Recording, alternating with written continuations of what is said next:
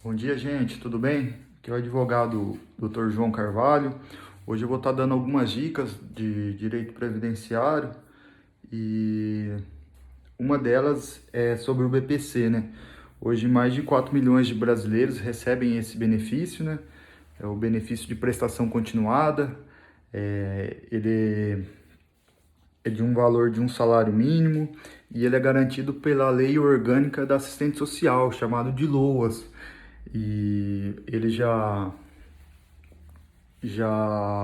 os critérios, a definição para quem consegue receber diretamente no INSS é ter a renda menor que um quarto do salário mínimo.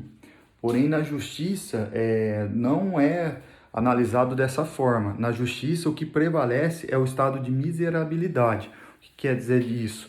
É feito um estudo social e mesmo que aquela família tenha essa renda per capita de mais de um quarto do salário mínimo, prevalecendo o estado de miserabilidade, é garantido esse benefício para quem pleiteia na justiça. Então, muitas vezes você tem indeferido seu pedido lá no INSS, na justiça você vai conseguir, através de um estudo social. Muitas vezes a família ali é um casal, o marido é aposentado ali por invalidez, aposentado ali por idade, recebe aí em torno de um salário mínimo, talvez um pouco mais. Mas a família, ela tem a renda per capita maior que um quarto do salário mínimo. Quer dizer isso? Seriam R$ 500 por pessoa aí, né? Um casal vivendo por um salário mínimo de 998. Porém, no INSS, às vezes, eles não avaliam que essa família tem um gasto com medicamentos, que é muito importante, né? Tá juntando notas de farmácia, receitas, a documentação médica. E também, muitas vezes, essa família tem gastos com energia, com alimentação, às vezes com até aluguel, né? Muitas vezes a família pode ter que pagar um aluguel, tem outras despesas que o INSS acaba não levando em conta. Então é importante estar pleiteando na justiça para uma melhor avaliação. Como eu já disse, ele é pago para quem é de baixa renda. E o que quer dizer isso? Que o critério, tanto para o LOAS, o BPC deficiente, como o BPC idoso, é demonstrar baixa renda. O idoso completou 65 anos, maior de 65 anos, ele não é discutido o critério elaborativo, né? A deficiência dele. Ele só vai discutir a renda. O menor de 65 anos que é deficiente, ele tem que ser discutida a renda, analisada a renda, e também tem que ser discutido a deficiência. A deficiência pode ser tanto para criança, né? Os recém-nascidos muitas vezes, quando já é diagnosticado uma deficiência que vai perdurar por toda a vida, vamos um exemplo, às vezes a criança que nasce com síndrome de Down e a família é uma família de baixa renda, tanto da criança, né, que não tem renda nenhuma, claro, como a família que vai sustentar essa criança for de baixa renda, pode ser pleiteado o BPC deficiente. E também a pessoa ali de 40, 50 anos que de repente teve uma deficiência, um problema muito grave na coluna e não está conseguindo trabalhar, ele poderá ser enquadrado como deficiente. Lógico que ele precisa do laudo e irá passar pelo perito. E se o perito constatar a incapacidade e for definido como baixa renda, ele vai ter direito. Então, o BPC, às vezes a pessoa nunca teve carteira de trabalho, ele tem o direito. Não importa se ele teve registro, se ele está registrado, se faz tempo que não teve. Ele é um benefício garantido pela Lei Orgânica da Assistência Social para quem é de baixa renda. Porque o intuito do INSS é esse, é estar garantindo a, uma igualdade social. Então, muitas vezes a pessoa um exemplo de uma mulher que sempre foi do lar, mas ela se enquadra nos critérios, nos requisitos necessários, então ela pode estar recebendo o BPC, independente de contribuição ou não, que esse é o intuito da assistente social, está garantindo a igualdade social, que é muito importante, né?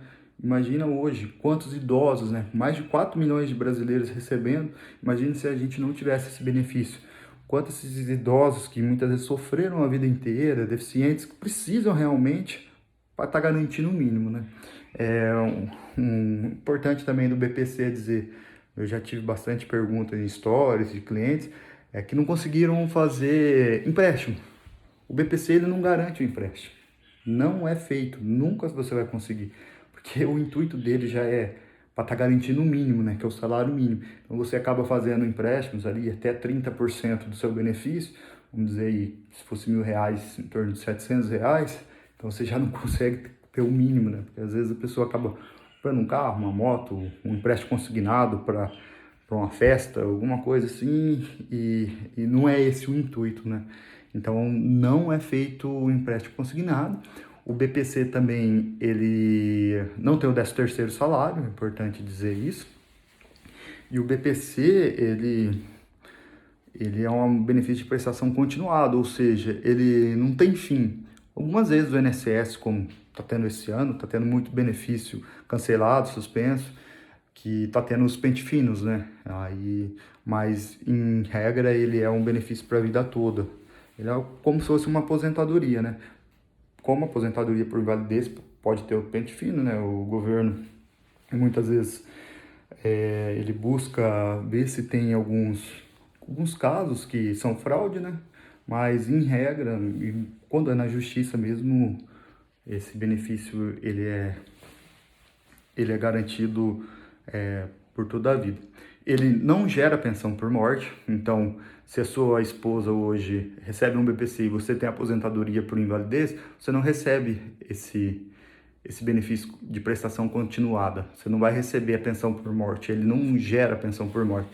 E é importante dizer também que se a esposa recebe o BPC e o marido, aposentadoria por idade, aposentadoria por invalidez, por tempo de contribuição, e o marido chega a falecer, ela vai ter que abrir mão do BPC dela para receber a pensão por morte.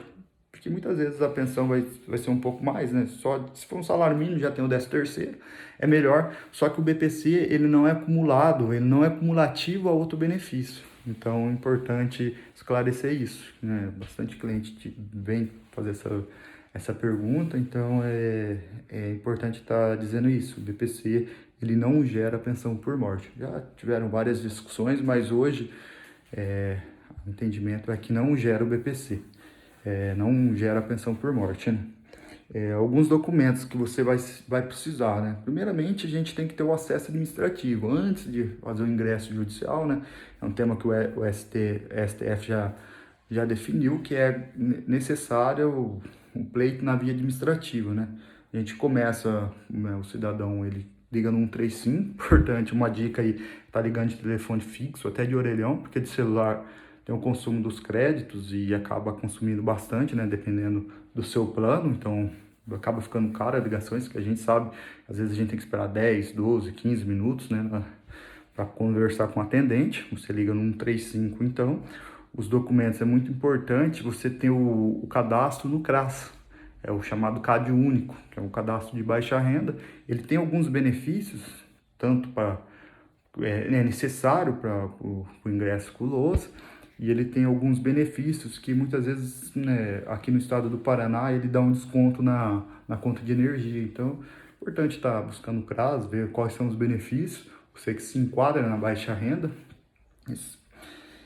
e consegue ver isso, né? Então, o que você vai precisar? Você vai precisar levar RG, CPF, comprovante de residência, carteira de trabalho, certidão de nascimento, se for solteiro, ou certidão de casamento. Se viver em união estável, leva a declaração de união estável, os documentos do marido e da mulher. Se comprova a renda, vamos dizer, o seu esposo, ele recebe um salário mínimo, você leva o comprovante de um salário mínimo, né, que ele recebe, certidão de casamento, os documentos dele. Você vai precisar levar um laudo, né, os documentos, atestados, receitas, que se você for deficiente, se for idoso não precisa.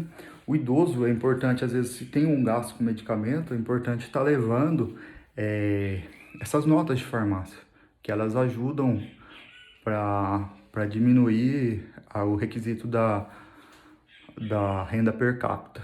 Gasta com aluguel, pode levar recibo de aluguel, documentos dos gastos do mês, você separa o que eu gastei aqui. A gente está em dezembro de 2019, o que eu gastei esse mês?